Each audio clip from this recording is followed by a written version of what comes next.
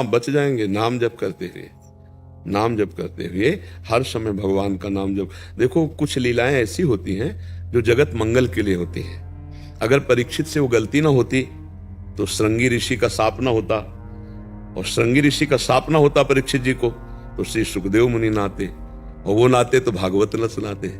जगत को भागवत नहीं मिलती, और भागवत न मिलती तो कैसे कल्याण होता? लाखों का कल्याण भागवत ही सुन के हम बाबा जी बने।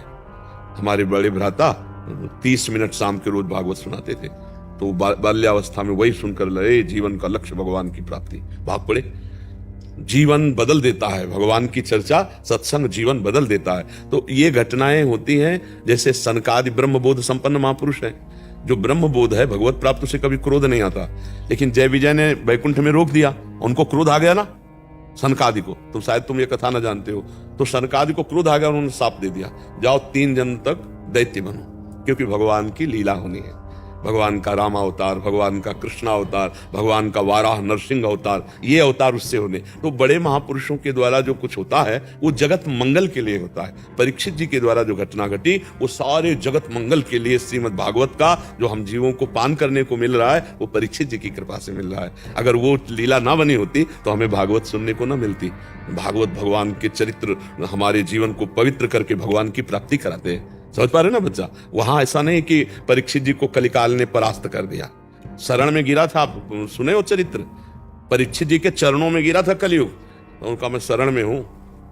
तब उन्होंने 5 स्थान दिए थे, शराब पीने वाला, पराई स्त्री से व्यभिचार करने वाला, जुआ खेलने वाला, हिंसा मांस खाने वाला और स्वर्ण चोरी करने वाला।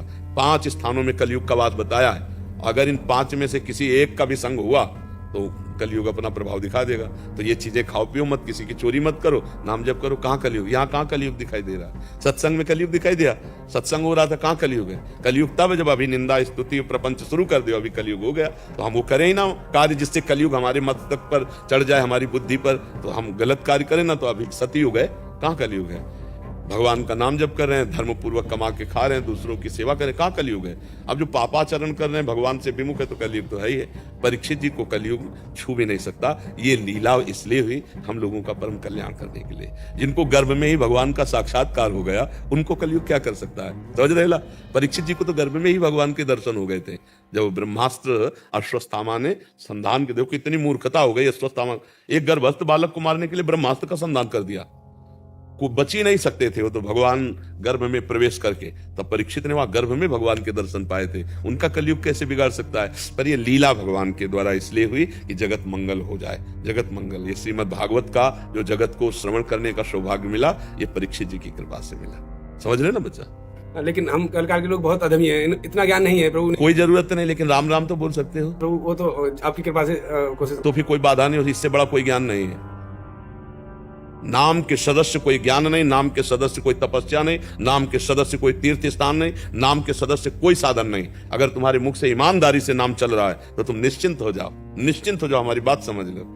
और नाम न जब करे ऐसे कह दे वो तो चलता है, नहीं ऐसे नहीं कर। कोई जैसे कई ऐसे लोग होते हैं कि वो तो 24 घंटे चलता है। झूठ बोल रहे हो। 24 घंटे चलता है ना जिनके, वो बोल नहीं सकते कि 24 घंटे चलता नहीं। हमें जैसे अपने लोगों से भी पूछा जाए ना तो ऐसे कहेंगे भगवान जितना करवा लेते उतना होता है, बकाया अभी छक के भजन करने को नहीं मिला। मन तो यही कहता है कि भगवान कृपा करें, हर समय भजन, भजन की भूख बढ़ती है। रात दिन भजन करने पर भी रोना आता है कि यार वो भजन नहीं हो रहा जैसा होना चाहिए। और लोग कह देते वो तो 24 घंटे चलता है, तो सोते कई बजे हो? झूठे होते हैं। अब हम उससे पूछना शुरू करें तो झूठा होता चला जाएगा। वो झूठ बोल रहा है कि हम 24 घंटे, जिनके 24 घंटे भजन होगा वो बोल ही नहीं सकते कि 24 घंटे भजन होता है। इसलिए सावधान, भजन को अंदर से पकड़ो, फिर देख लो नाम जपते जपते सब ज्ञान अंदर जाकर। जितने महात्मा हुए बच्चा, हम ऐसे ऐसे संतों के दर्शन किए हैं गंगा किनारे बचपन से। बाबा जी ककारा नहीं पढ़े कभी, ककारा मात्रा नहीं आती, और वेद वाक्य ऐसे निकलते, वेद वाक्य निकलते। बस क्यों? देखो जिनको हम ऐसे संत भगवान को देखा है जिनके पास रुद्राक्ष की माला नहीं, 108 कंकड़ ऐसे रखे हुए ऐसे जपते थे। ये 1 ओम, ये 2 ओम, ये 3 ओम, गांव के अनपढ़ और ऐसे सिद्ध महात्मा कि जो बोल दे वो सत्य हो जाए। बड़े बड़े उनके चरणों और जप ऐसे 1 ओम, ये 2 ओम कंकड़ से भगवान का स्मरण मात्र संपूर्ण ज्ञान प्रदान कर देता है। कोई भी भक्त बताओ जो अज्ञानी रहा हो, कोई भक्त का नाम लो। देखो हनुमान जी तो परम ज्ञानी है, ज्ञानी नाम अग्रगण्यम, गरुण महाज्ञानी गुण राशि, विश्वामित्र महामुनि ज्ञानी, जो भी महात्मा हुए परम ज्ञानी हुए, क्योंकि भगवान का नाम जब चल रहा है ना तो उसी नाम में सब कुछ। जैसे आप राम, कृष्ण या राधा, जो नाम है एक डिब्बा समझो जिसमें सब ज्ञान है, सब वैभव भरा हुआ है। अब जितना जब आप देखो, आपको तो इतना तो ज्ञान है कि हाथ जोड़ के पूछ रहे हो, गड़ासे से काट देते थे, दया नाम की चीज नहीं थी, सामान हो तो छीन लिया, नहीं है तो मार डाला, समझ रहे हो। और सीधे राम नहीं बोल पाते थे, और जब संत कृपा हुई और मरा मरा कहा तो महान ऋषि हो गए, समझ रहे ना। तो विश्वास करो, ये कथा थोड़ी है, ऐसा हुआ है। खूब नाम जप करो, भगवान को बस नाम पे तुम एकाग्रता कर लो। हम नाम पे ही केवल बोलते हैं, हर प्रश्न का उत्तर नाम होता है, क्योंकि सब शास्त्रों का सार नाम है। और ये खूब महात्माओं से, संतों से और जीवन भर का अनुभव करके नाम जो पकड़ ले तो बस पार हो गया। और नाम जप नहीं है, गोस्वामी तुलसीदास जी कह रहे, राम राम राम जी है, जो लो तू न जप है, तो लो तू कहूं जाए, तिहूं ताप तप है। जब तक जबान से भगवान का नाम नहीं जपोगे, भाग के कहीं चले जाओ, केदारनाथ, बद्री, आज तो धाम है वृंदावन। भजन नहीं है तो आनंद नहीं, आप देख लो। और भजन है तो ये तो वृंदावन धाम है। शौचालय में बैठने में आनंद आ जाएगा। शौचालय में बैठे हो और भगवान के ध्यान में तुम मस्त हो, नाम चल रहा है, तो वहीं रोना आ जाएगा। अपवित्र जगह है, लेकिन परम पवित्र भगवान का स्मरण हो रहा है, वहीं आनंद आए। कौन सी ऐसी जगह है जहां भगवान नहीं है? विचार करो, सर्वत्र है ना। हाँ, तो इसलिए हम नाम जप करें बच्चा। कलयुग भी भगवान ही है। जब सब कुछ भगवान है तो कलयुग भी तो भगवान है। और जब आप नाम जप करोगे, अच्छे आचरण करोगे, तो कलयुग आपका सहयोग करेगा। जब आप बुरे आचरण करोगे तो कलयुग आपको, देखो हम ऐसे समझो, जैसे हमारी भारत सरकार है और पुलिस व्यवस्था किए हुए, पुलिस व्यवस्था है ना, अगर आप सही चल रहे हो तो आपको पुलिस सपोर्ट करेगी, वही हमारी रक्षा कर रहे हैं और वही हमें पिटाई करके जेल भेज देंगे, है कि नहीं। तो कलयुग जो है पिटाई करके नरक भेजता है उनको जो भगवान से विमुख हैं, मदिरा पीते हैं, बेविचार करते हैं, मांस खाते हैं, दूसरे लोगों को छीना झपटी, मारपीट, हिंसा, ऐसे को।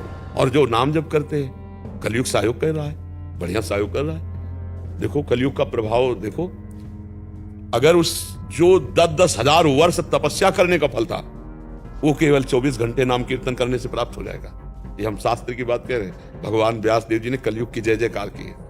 जो बड़ी बड़ी तपस्याएं करने पर हजारों वर्ष फल मिलता था, 24 घंटे भगवान के नाम कीर्तन से मिल जाएगा। कलयुग का बहुत बड़ा प्रभाव। अन्य युगों में मन से पाप होता तो नरक की प्राप्ति होती थी, और कलयुग में मन का पाप नहीं लगता, पर मन का पुण्य लग जाता है। कलिकर एक पुनीत प्रतापा, मानस पुण्य होई और नहीं पापा। कलयुग का बहुत बड़ा प्रताप, इसमें दोष भी है तो गुण भी है। तो अगर हम भगवान की शरण में, तो गुण वाला कलयुग हमें सहयोग देता है। और जब भगवान से विमुख होते, पापाचरण करते, तो फिर पिटाई करता है, दुर्गति करवा देता है। हमें डरना नहीं है, कलयुग में बहुत बड़ा गुण है। हाँ, कलयुग एक नाम मात्र जपने से भगवत प्राप्ति करा देता है। बहुत प्रणाम है कलयुग को। जो कलयुग में साधना सफल हो जाती है, वो और युगों में बहुत कठिनता थी।